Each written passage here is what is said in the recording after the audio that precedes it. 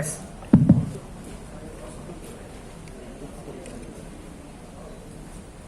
Baik, terima kasih. Sore hari ini rekan-rekan sudah melihat bahwa rangkaian kegiatan yang awalnya tim dari Polda Metro Jaya terkait pengungkapan kasus pembunuhan berencana, penganiayaan secara bersama mengakibatkan korban meninggal dunia yang terjadi di 3 TKP.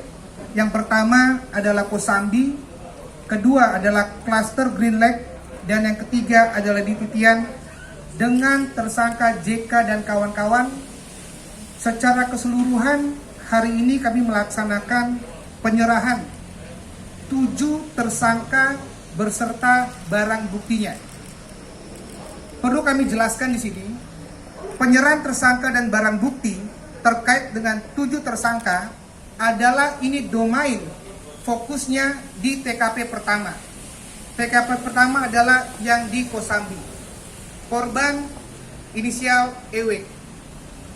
7 tersangka ini yang diserahkan ke kejaksaan beserta barang bukti hari ini itu meliputi dari 5 yang melakukan eksekutor pembunuhan yang dilaksanakan di Jalan Kosambi, dan 2 diantaranya adalah leader ataupun mastermind yang merupakan pertama adalah tersangka JK itu sendiri, dan yang kedua adalah tersangka DF.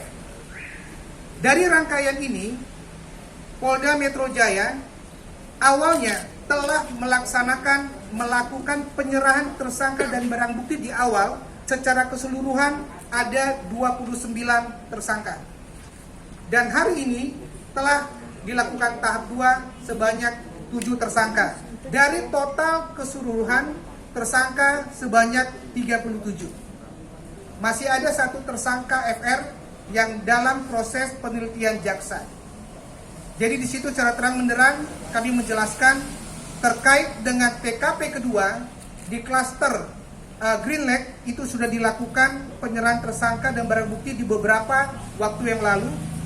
Kemudian di TKP ketiga di perumahan Titian itu juga sudah dilakukan tahap 2 di beberapa waktu yang lalu, dan tambahan pengembangan kasusnya termasuk ada senpi dan softgun.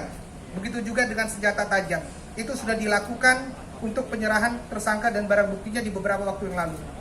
Sederhananya, untuk hari ini rangkaian penambahan 7 tersangka lagi merupakan 5 eksekutor dan 2 mastermind, termasuk di dalamnya ada tersangka JK dan tersangka DF. Kami lakukan tahap 2 penyerahan tersangka dan barang buktinya ke kejaksaan. Saya rasa itu mungkin ada tambahan dari teman jaksa.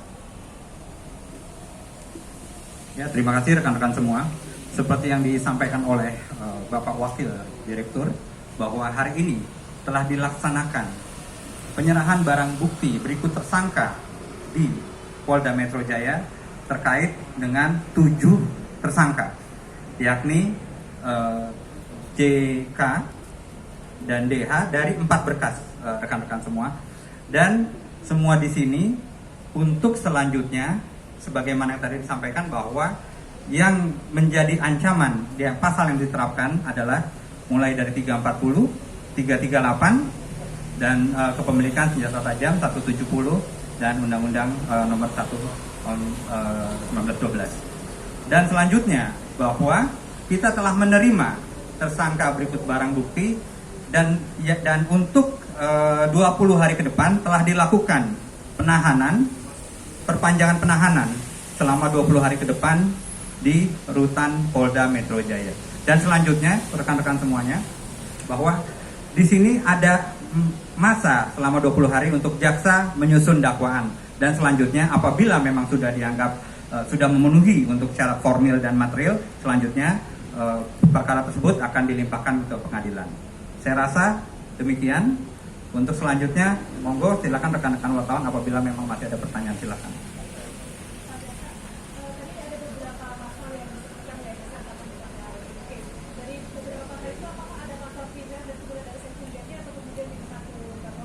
Oh iya, tadi kan seperti sudah saya sampaikan bahwa di sini sudah ada pasal mulai dari 340, itu ancaman yang paling berat.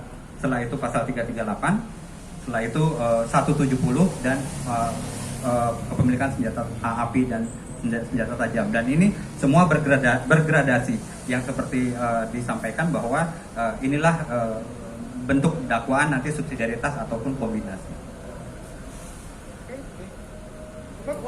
Oke, cukup ya.